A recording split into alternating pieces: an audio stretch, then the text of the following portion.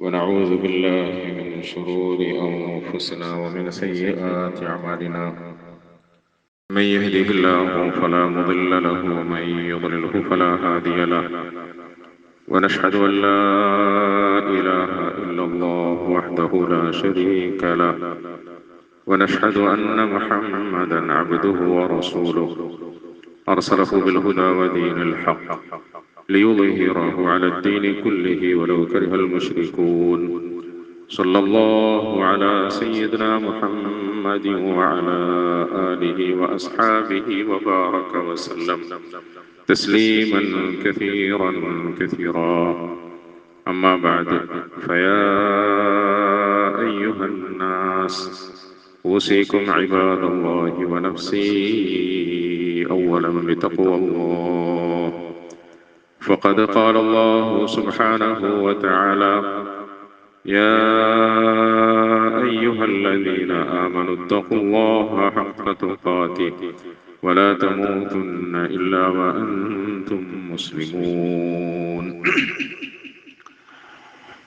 അല്ലാഹു സുബ്ഹാനഹു വ തആല അവനെ തഖ്വ ചെയ്ത് ജീവിക്കുന്ന നല്ല അടിമകളുടെ കൂട്ടത്തിൽ നമ്മളെല്ലാവരെയും ഉൾപ്പെടുത്തി അനുഗ്രഹിക്കുമാറാകട്ടെ. അള്ളാഹുവിന്റെ കൽപ്പനകൾക്ക് വഴിപ്പെട്ടുകൊണ്ട് അവനെ തഖ്വ ചെയ്തുകൊണ്ട്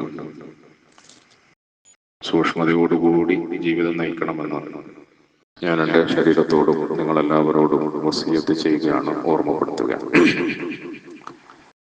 പ്രിയമുള്ള മുഅ്മിനീങ്ങളെ, സഹോദരങ്ങളെ, പരിശുദ്ധ റമദാനിന്റെ പകുതി ഭാഗം കഴിഞ്ഞു കടക്കുകയും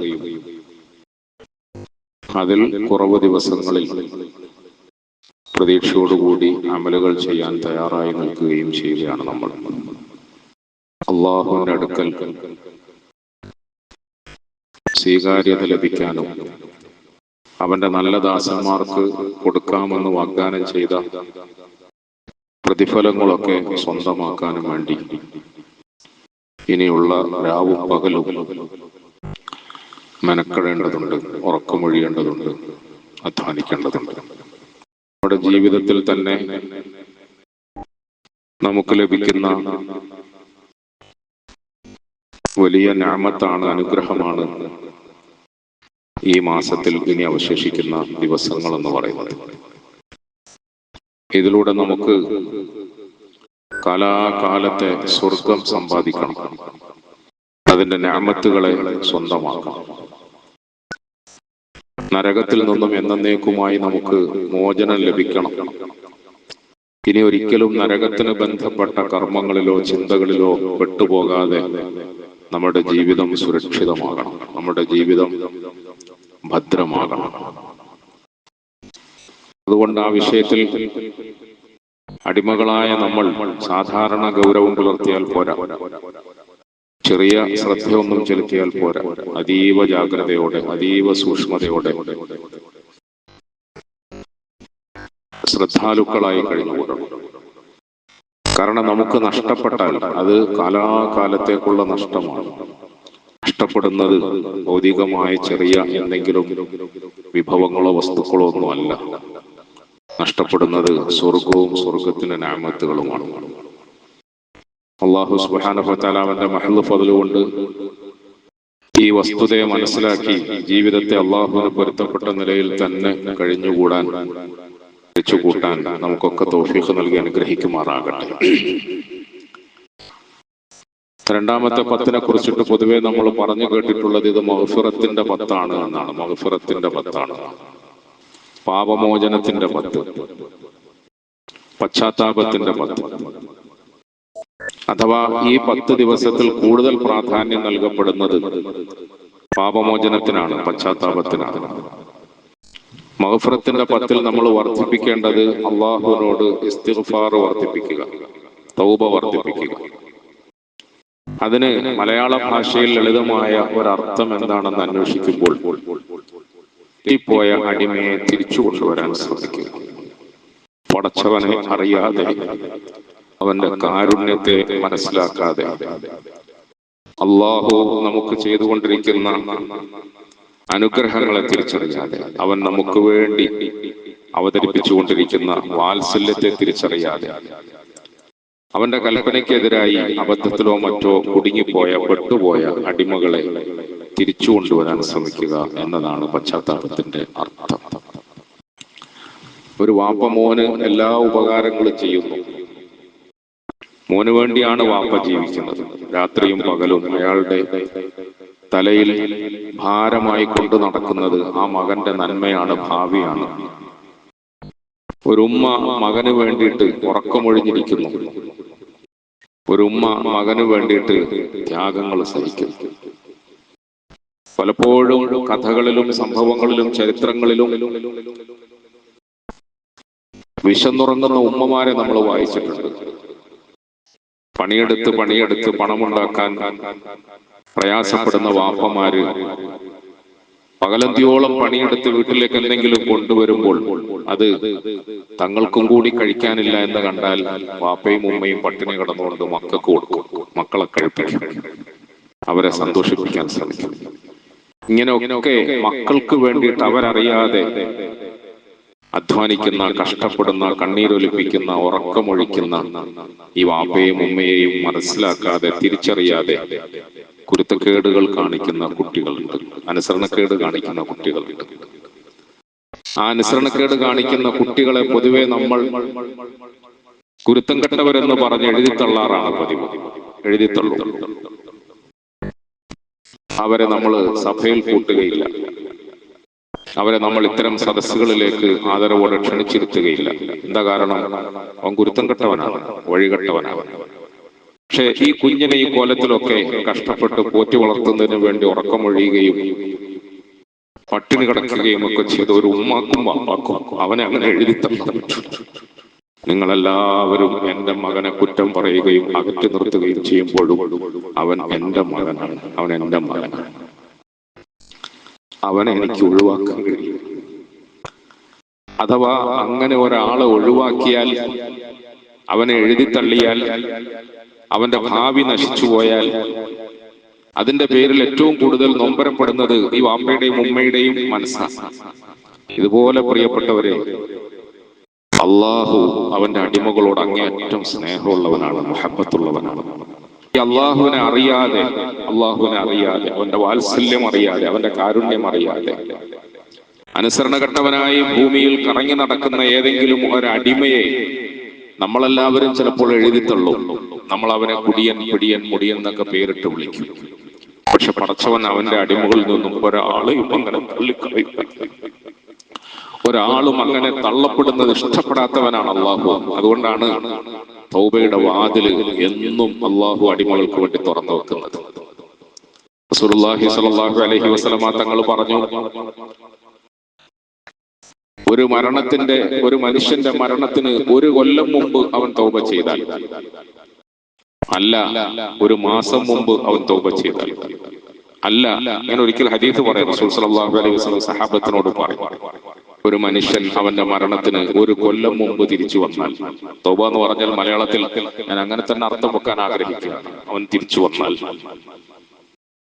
അല്ല 1 മാസം മുമ്പ് അവൻ തൗബ ചെയ്താൽ, അല്ല 1 ആഴ്ച മുമ്പ് അവൻ തൗബ ചെയ്താൽ, അല്ല 1 ദിവസം മുമ്പ് അവൻ തൗബ ചെയ്താൽ, അല്ല 1 മണിക്കൂർ മുമ്പ് അവൻ തൗബ ചെയ്താൽ, അല്ല 1 നിമിഷം മുമ്പ് അവൻ തൗബ ചെയ്താലും ഞാൻ എന്റെ അടിമയെ സ്വീകരിച്ചോളാം എന്ന് അള്ളാഹു അറിയിക്കുന്നു എന്ന് റസൂലുള്ളാഹി.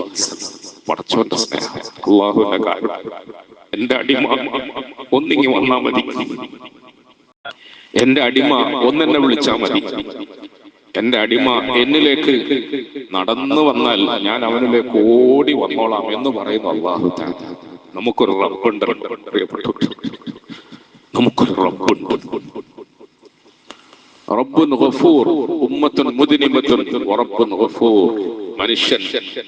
മനുഷ്യൻ അവൻ പാപകർമ്മങ്ങൾ ചെയ്യാൻ സാധ്യതയുള്ള പ്രകൃതത്തിന്റെ ഉടമയാണ്. പാപം ചെയ്യും, തെറ്റ് ചെയ്യും, കുറ്റങ്ങൾ ചെയ്യും, സ്വാഭാവികമാണ്.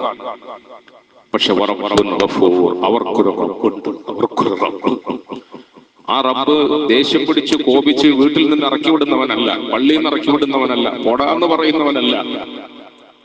അവൻ സ്വീകരിക്കുന്നവനാണ്, ഗഫൂറാണ്. അവൻ സ്വീകരിക്കുന്നവനാണ്, പുറത്തു കൊടുക്കുന്നവനാണ്. എത്ര വലിയ പാപം ചെയ്താലും ശരി.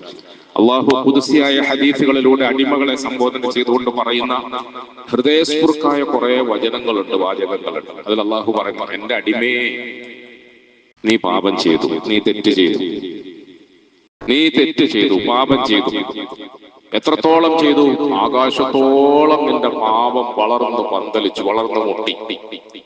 അല്ലെങ്കിൽ മണ്ണിന്റെ എണ്ണത്തോളം നിന്റെ പാപങ്ങൾ വർദ്ധിച്ചു. കടലിലെ തിരമാലകളോളം നീ പാപം ചെയ്തു. എന്നാലും നീ നിരാശപ്പെടണ്ട.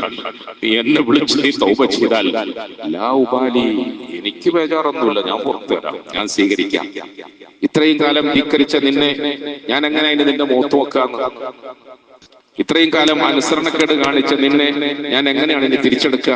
ലാ ഉബാലി, അങ്ങനൊന്നും ഞാൻ ചിന്തിക്കുകയില്ല, നിന്നെ ഞാൻ തിരിച്ചെടുക്കുമെന്ന് അള്ളാഹു പറയുന്നു റസൂലുള്ളാഹി സ്വല്ലല്ലാഹു അലൈഹി വസല്ലം. പ്രിയപ്പെട്ടവരെ, പരിശുദ്ധ റമദാനിന്റെ രണ്ടാമത്തെ 10 മഗ്ഫിറത്തിന്റേതാണെന്ന് പറയുമ്പോൾ ഈ തുറന്നിട്ടിരിക്കുന്ന വിശാലമായ കവാടത്തെ തിരിച്ചറിയാൻ നമ്മളെ ശ്രദ്ധിപ്പിക്കുകയാണ് വാസ്തവത്തിൽ ഖുർആനും ഹദീസും ചെയ്യുന്നത്. ഇങ്ങനൊരു വാതിൽ നമുക്ക് മുമ്പിൽ തുറക്കപ്പെട്ടിട്ടുണ്ട്. ഇങ്ങനെ ഒരു റബ്ബ് നമ്മളെ സ്വീകരിക്കാൻ വേണ്ടി കാത്തിരിക്കുന്നുണ്ട്. ഇത്രയും കാലം നമ്മൾ ചെയ്തു പോയ തെറ്റുകുറ്റങ്ങളൊക്കെ പൂർണ്ണമായ നിലയിൽ മാറ്റിവെച്ചിട്ട് ആത്മാർത്ഥമായി അള്ളാഹുവിലേക്ക് തിരിച്ചു നടക്കാൻ നമ്മൾ തയ്യാറായാൽ, നഷ്ടപ്പെട്ടു പോയ മകനെ നാളുകൾക്ക് ശേഷം തിരിച്ചു കിട്ടുമ്പോൾ ഉമ്മവാപ്പമാര് എങ്ങനെ സന്തോഷിക്കുമോ അതിനേക്കാൾ ഏറെ അള്ളാഹു സന്തോഷിക്കുമെന്ന് റസൂലുള്ളാഹി സ്വല്ലല്ലാഹു അലൈഹി വസല്ലം. പ്രിയപ്പെട്ടവരെ, നമ്മൾ വളരെ ലളിതമായ ചില കർമ്മങ്ങളിൽ ശ്രദ്ധിച്ചാൽ, വളരെ ചെറിയ ചെറിയ കാര്യങ്ങൾ സൂക്ഷിച്ചാൽ നമുക്ക് നമ്മുടെ റബ്ബിനെ തിരിച്ചു കിട്ടും. കാരുണ്യവാനായ നമ്മുടെ റബ്ബിനെ നമുക്ക് തിരിച്ചു കിട്ടും. നമുക്ക് നമ്മുടെ സ്വർഗയാത്ര എളുപ്പമാക്കാൻ കഴിയും. പെട്ടുപോയ നരകത്തിന്റെ അഗ്നികുണ്ഡത്തിൽ നിന്ന് നമുക്ക് പൂർണ്ണമായി രക്ഷപ്പെടാൻ കഴിയും. നമ്മൾ 2 കാര്യം ചെയ്യുള്ളൂ. ഒന്ന്, നമ്മുടെ ജീവിതത്തിൽ തെറ്റുകുറ്റങ്ങളൊക്കെ പൂർണ്ണമായി മാറ്റിവെക്കണം. ഇനി തെറ്റൊന്നും ചെയ്യരുത്. തെറ്റ് ചെയ്യരുത് എന്ന് പറയുന്നത്, കുറ്റങ്ങളിൽ കുടുങ്ങിപ്പോകരുത് എന്ന് പറയുന്നത്, ദോഷകരമായ പ്രവണതകളിലോ ബന്ധങ്ങളിലോ പെട്ടുപോകരുത് എന്ന് പറയുന്നത് നമ്മളുടെ ഗുണത്തിന് വേണ്ടിയും കൂടെ അല്ലേ? നമ്മളുടെ ഗുണത്തിനല്ലേ? നമ്മൾ മദ്യപിച്ചാൽ അള്ളാഹു വല്ല ദോഷമുണ്ടോ? നമ്മൾ മയക്കുമരുന്ന് ഉപയോഗിച്ചാൽ പടച്ചവന് വല്ല ദോഷമുണ്ടോ? നമ്മൾ പലിശ തിന്നാൽ അള്ളാഹുവിന് എന്തെങ്കിലും നാശോ നഷ്ടോ വരാനുണ്ടോ? നമ്മൾ മോശം കൂട്ടുകെട്ടിൽ പെട്ടുപോയാൽ ആർക്കാ കുറ്റം പ്രിയപ്പെട്ടത്? നമ്മൾ ഇത്തരം ദോഷങ്ങളിൽ പോയി പെടരുത് എന്ന് നമ്മളോട് പറയുന്നത് നമ്മെ സ്നേഹിക്കുന്ന നമ്മളുടെ റബ്ബ് നമ്മളോട് കാണിക്കുന്ന വാത്സല്യത്തിന്റെ കടുപ്പം കൊണ്ടാണ്. അതുകൊണ്ട് നിങ്ങൾ പാപകർമ്മങ്ങളിൽ കുടുങ്ങരുത്, തെറ്റുകുറ്റങ്ങളിൽ കുടുങ്ങരുത്. തെറ്റുകൾ ചെയ്യാതെ ജീവിക്കണം, തെറ്റുകൾ ചെയ്യാതെ ജീവിക്കണം. രണ്ടാമതായി, അള്ളാഹു കൽപ്പിച്ച നിയമമാക്കിയ നിർബന്ധമാക്കിയ കർമ്മങ്ങൾ എത്ര എളുപ്പമാണ്. ആ എളുപ്പമായി നമുക്ക് നിർവഹിക്കാൻ കഴിയുന്ന കർമ്മങ്ങളൊക്കെ അനുഷ്ഠിക്കാൻ ശ്രമിക്കണം. ഒരു പക്ഷേ നമ്മൾ വലിയ വലിയ ഇബാദത്തുകളൊന്നും ചെയ്തില്ലെങ്കിലും, വലിയ ഇബാദത്തുകളും സൽക്കർമ്മങ്ങളും ഒന്നും നമ്മളെ കൊണ്ട് ചെയ്യാൻ കഴിഞ്ഞില്ലെങ്കിലും ഫറളായ അമലുകളൊക്കെ കൃത്യമായി ചെയ്യണം. അത്യാവശ്യമുള്ള അമലുകളൊക്കെ ശ്രദ്ധയോടെ നിർവഹിക്കാൻ ശ്രമിക്കണം. എന്നാൽ പ്രിയപ്പെട്ടവരെ, ഒരു കാരണവശാലും കുറ്റം ചെയ്യരുത്, തെറ്റ് ചെയ്യരുത്, ദോഷത്തിൽ കുടുങ്ങരുത്. നമ്മുടെ വീട്ടിൽ ഏതെങ്കിലും ഒരു ഉമ്മാക്കും വാപ്പാക്ക് 2 മക്കളുണ്ടെന്ന് സങ്കല്പിക്കുക. 2 മക്കളുണ്ട്. അതിലൊരാള് അംഗവൈകല്യമുള്ള ആളാണെന്ന് വിചാരിക്കുക. അംഗവൈകല്യമുണ്ട്, അയാൾക്ക് സ്വന്തമായിട്ട് എണീക്കാൻ കഴിയുന്നില്ല, നടക്കാൻ കഴിയുന്നില്ല, സാധാരണ പോലെ ഓടിച്ചാടി കാര്യങ്ങളൊന്നും ചെയ്യാൻ കഴിയുന്നില്ല. അയാള് അംഗവൈകല്യത്തോടുകൂടി കിടക്കുക. പക്ഷെ ആ പാവത്തിനെ കൊണ്ട് വീട്ടുകാർക്ക് ആർക്കും ഒരു ദോഷവും ഇല്ല, ഒരു ഉപദ്രവവും ഇല്ല. അവൻ ആരെയും ഉപദ്രവിക്കുന്നില്ല, ആരെയും ചീത്ത പറയുന്നില്ല, ഉപ്പാന്റെ ഉമ്മാന്റെയും സ്വത്ത് കട്ടെടുക്കുന്നില്ല, ഉപ്പാന്റെ ഉമ്മാന്റെ കൽപ്പനയ്ക്കെതിരായി പ്രവർത്തിക്കുന്നില്ല. പക്ഷെ അവനെ കൊണ്ട് ഒരു ഉപകാരവും ഇല്ല. ഒരു ജോലിക്കും വേലയ്ക്കും പോകില്ല, ഒരു ഉറുപ്പ്യ പൈസ ഉണ്ടാക്കാൻ കഴിയില്ല.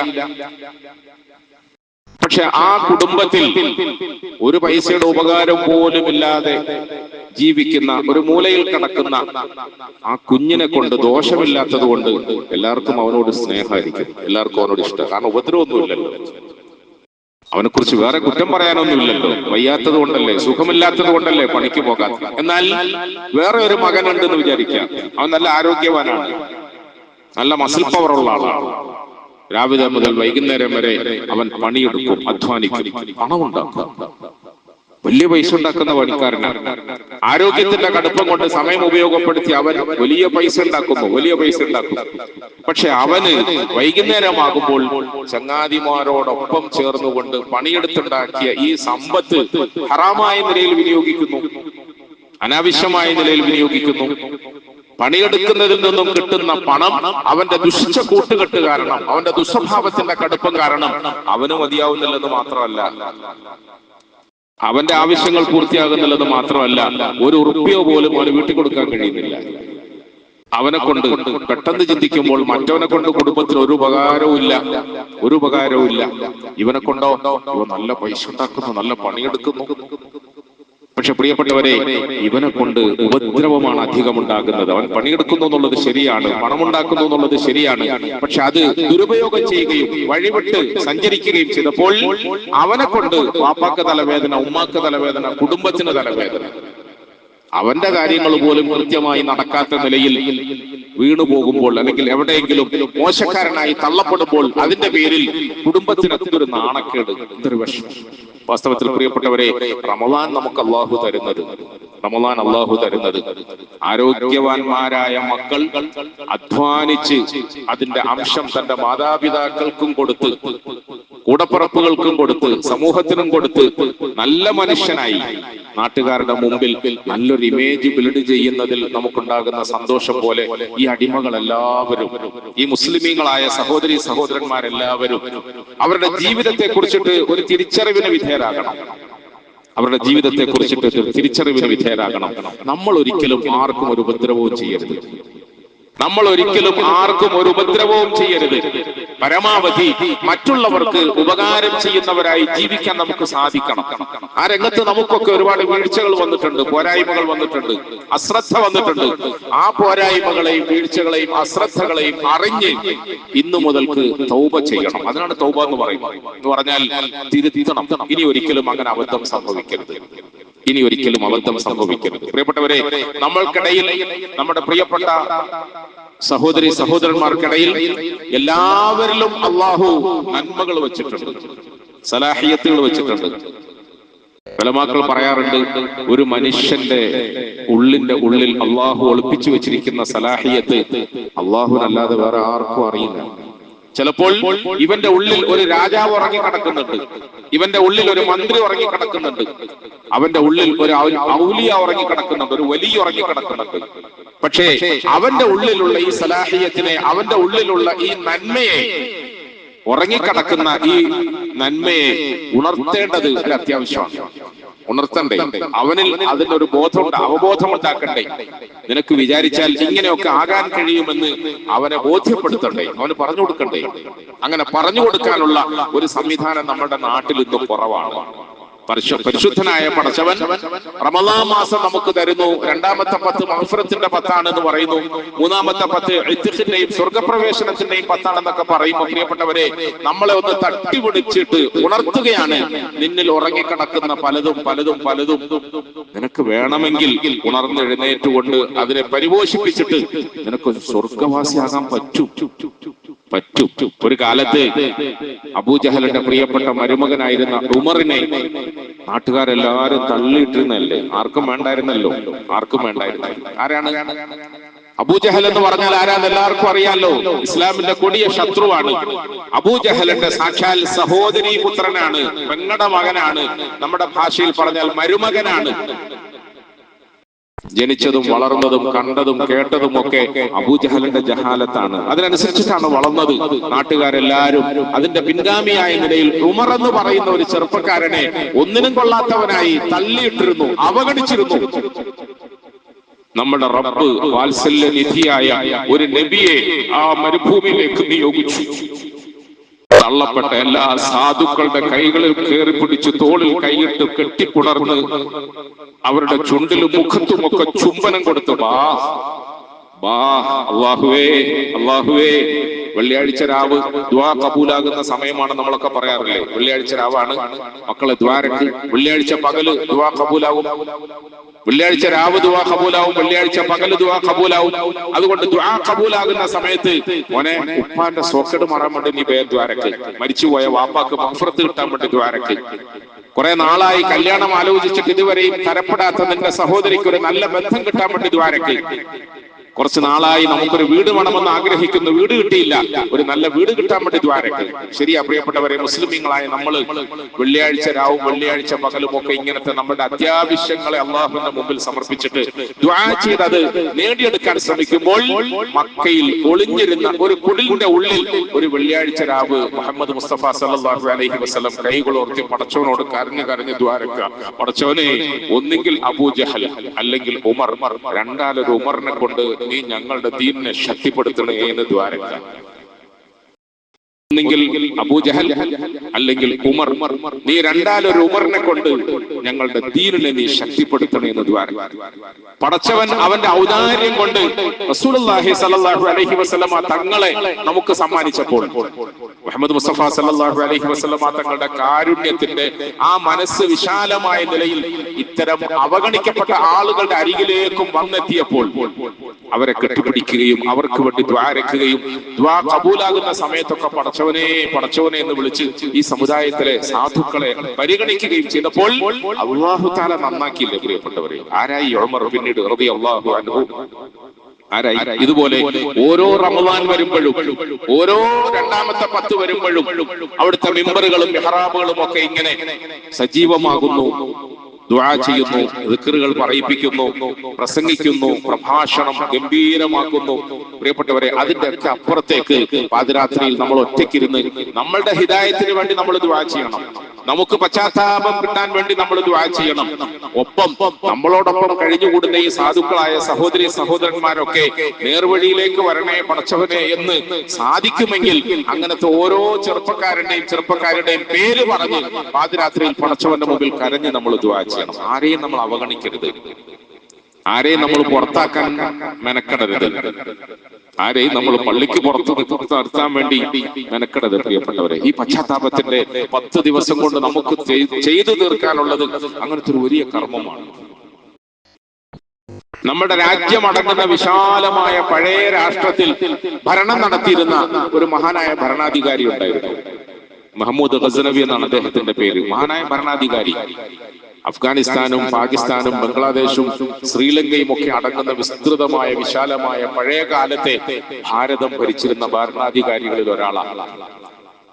അദ്ദേഹത്തിന്റെ ഭരണകാലത്ത് നാട്ടിൽ ഒരു വലിയ പ്രശ്നമുണ്ടായി. വലിയ പ്രശ്നം എന്ന് പറഞ്ഞാൽ ഇടക്കിടക്കൊക്കെ നമ്മുടെ നാട്ടിൽ വരാറുള്ളത് പോലെയുള്ള വലിയൊരു പ്രശ്നം. 4 പേരടങ്ങുന്ന ഒരു കള്ളന്മാരുടെ സംഘം ആ രാജ്യത്തുടനീളം വിദഗ്ധമായ നിലയിൽ രാത്രി കാലങ്ങളിൽ മോഷണം നടത്തുന്നു. വലിയ പ്രശ്നമല്ലേ? രാത്രി കാലങ്ങളിൽ വിദഗ്ധമായ നിലയിൽ നാട്ടിലിറങ്ങി മോഷണം നടത്തുന്നു. ഏതെല്ലാം തരത്തിൽ അവരെ കൊടുക്കാൻ ശ്രമിച്ചിട്ടും പോലീസ് പരാജയപ്പെടുന്നു, പട്ടാളം പരാജയപ്പെടുന്നു, ജനങ്ങളുടെ കൂട്ടായ്മ പരാജയപ്പെടുന്നു, അവരെ പിടിക്കാൻ കഴിയുന്നില്ല. പക്ഷെ 4 പേരടങ്ങുന്ന ഒരു സംഘമാണ്. നമ്മൾ ഇന്നലെ അവരവിടെ കണ്ടു, ഇന്നലെ ഇവിടെ കണ്ടു, ഇന്നലെ അവിടെ കണ്ടു എന്നൊക്കെ പറയുന്നുണ്ട്. പക്ഷെ അവരെ ആർക്കും പിടിക്കാൻ കഴിയുന്നില്ല, കൊടുക്കാൻ കഴിയുന്നില്ല. പോലീസും പട്ടാളവും ഫൗജും ഒക്കെ പരാജയപ്പെട്ടപ്പോൾ രാജാവിന്റെ മുമ്പിൽ, സുൽത്താന്റെ മുമ്പിൽ അവർ വിഷമം പറഞ്ഞു. സുൽത്താൻ പറഞ്ഞു, പോട്ടെ, നിങ്ങളെ കൊണ്ടൊന്നും പിടിക്കാൻ കഴിഞ്ഞില്ലെങ്കിൽ ഞാനൊരു ശ്രമം നടത്തി നോക്കട്ടെ, ഞാൻ പിടിക്കാം എന്ന് പറഞ്ഞു. അതെങ്ങനെയാ പോലീസിനും പട്ടാളത്തിനും ഇന്റലിജൻസിനും ഒന്നും കുരുക്കാൻ കഴിയാത്തത്? നിങ്ങൾക്ക് നോക്കാം, ഞാൻ ശ്രമിച്ചോളാം എന്ന് പറഞ്ഞു. കാലത്ത് നമ്മുടെ രാജ്യം ഭരിച്ചിരുന്ന ഭരണാധികാരികൾ അവർ തന്നെയായിരുന്നു പള്ളിയിലെ ഇമാമിയങ്ങൾ, അവർ തന്നെയായിരുന്നു പള്ളിയിലെ ഖത്തീബന്മാര്, അവർ തന്നെയായിരുന്നു സമൂഹത്തിന്റെ ബാക്കിയുള്ള നന്മകളിലൊക്കെ നേതൃത്വം പകർന്നവർ. അങ്ങനത്തെ നല്ല ഔലിയാക്കളാൽ ഭരിക്കപ്പെട്ട ഒരു രാജ്യമാണ് നമ്മുടെ രാജ്യം. ഔറംഗസീബിനെ പോലെ മഹാത്മാക്കളൊക്കെ ഭരണം നടത്തിയിരുന്ന ഒരു രാജ്യമാണ് നമ്മുടെ രാജ്യം.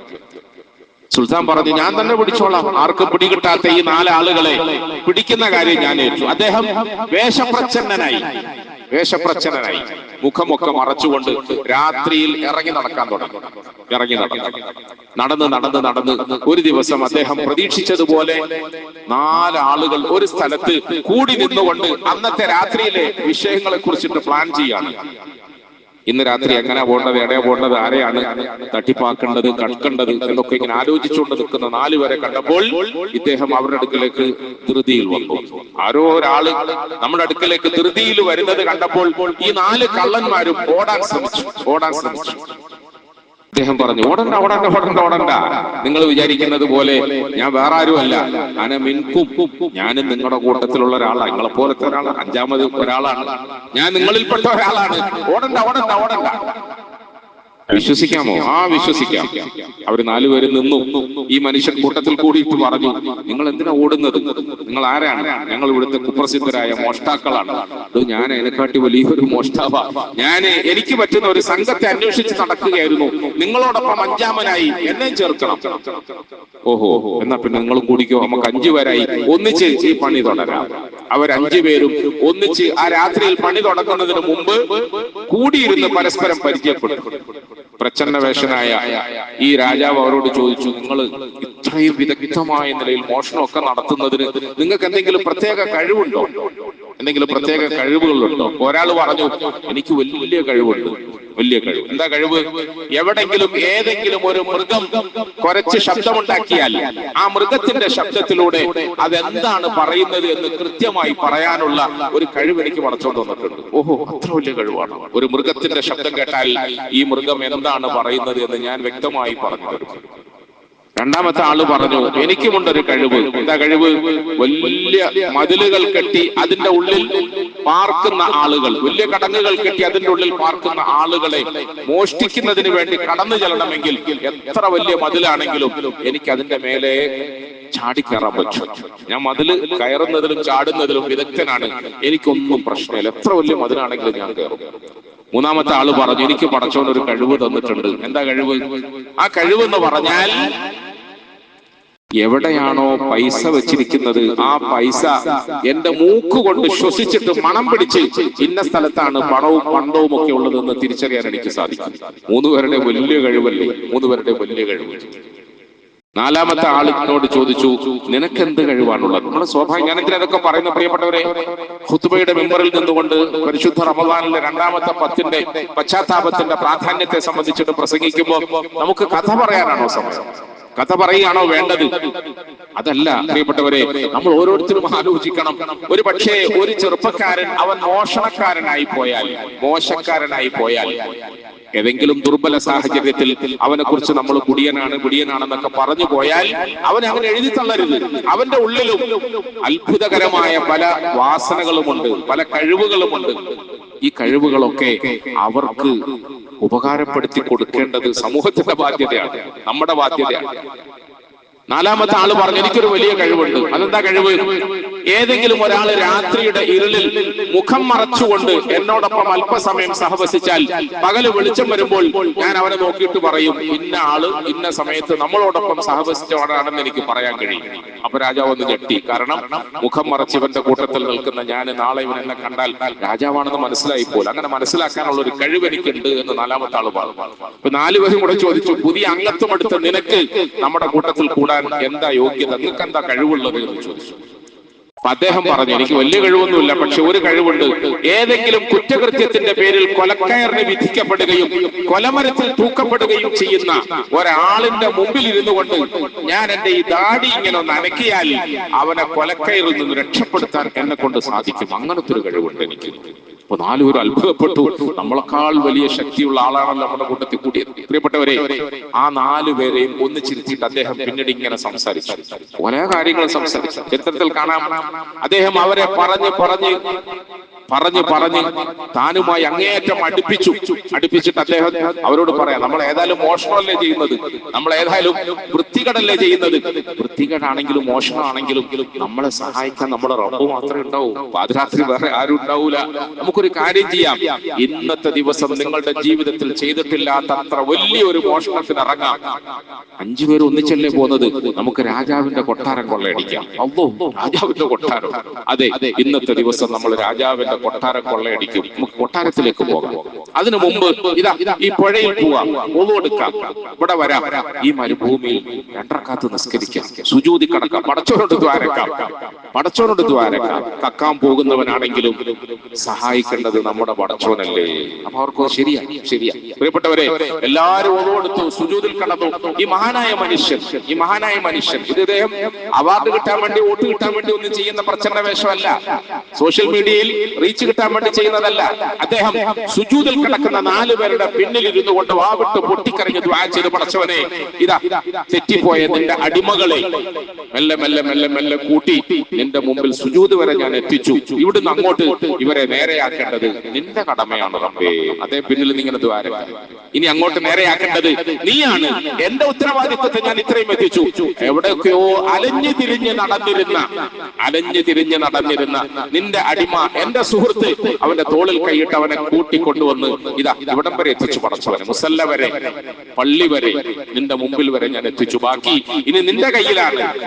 പ്രിയപ്പെട്ടവരെ, അങ്ങനെ നിസ്കാരമൊക്കെ കഴിഞ്ഞ് ദുആ എല്ലാം കഴിഞ്ഞ് 5 പേരും ഒന്നിച്ച് കൊട്ടാരത്തിലേക്ക് കൊള്ളയടിക്കാൻ വേണ്ടി പോയി. കൊട്ടാരത്തിന്റെ കവാടത്തിൽ ചെന്നപ്പോൾ സ്വാഭാവികമായും രാജാവിന് തടസ്സങ്ങളൊന്നുമില്ലല്ലോ.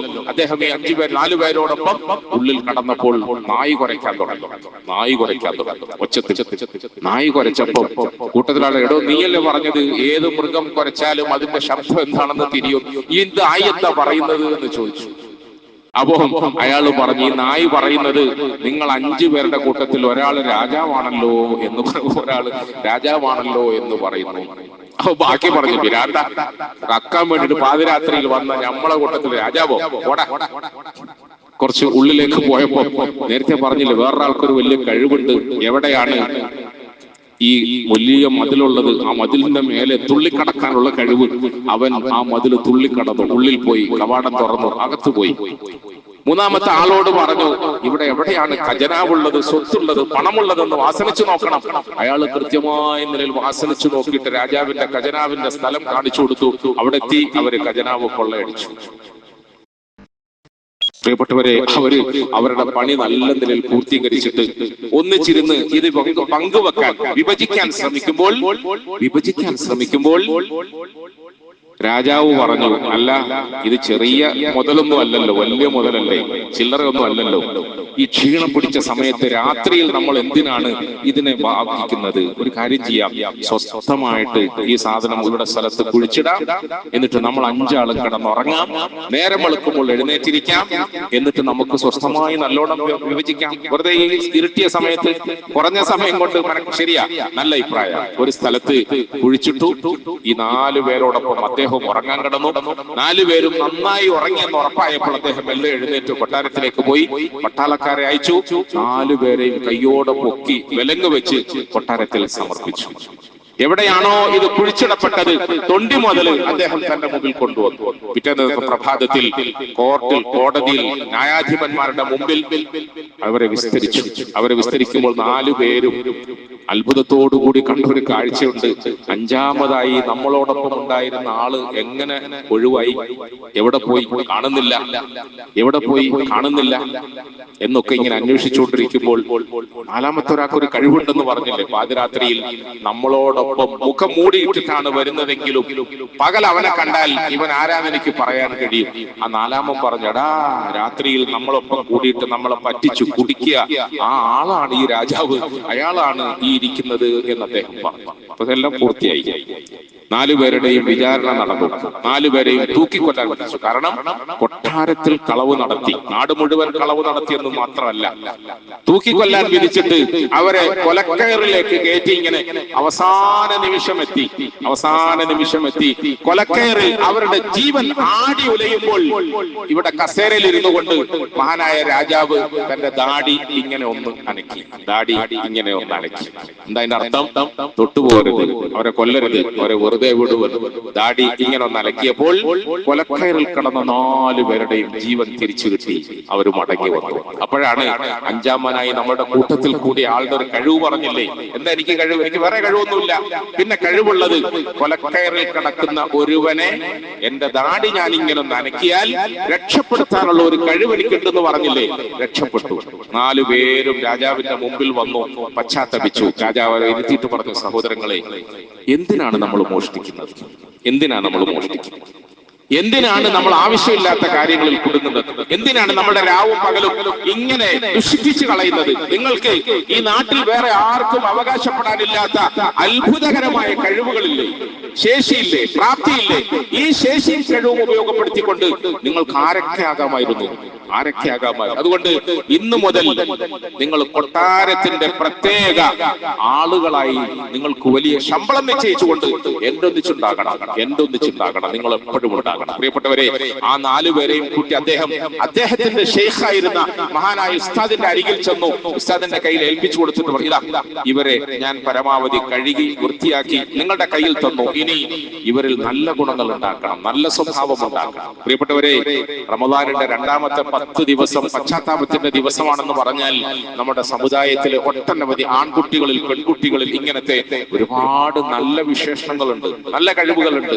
അവരിൽപ്പെട്ട ഏതെങ്കിലും ഒരു സാധു വസ്ത്രവിധാനത്തിൽ ചെറിയൊരു അബദ്ധം കാണിച്ചാൽ അവനെ നമ്മളങ്ങ് പറഞ്ഞ് നരകവാസിയാക്കുക.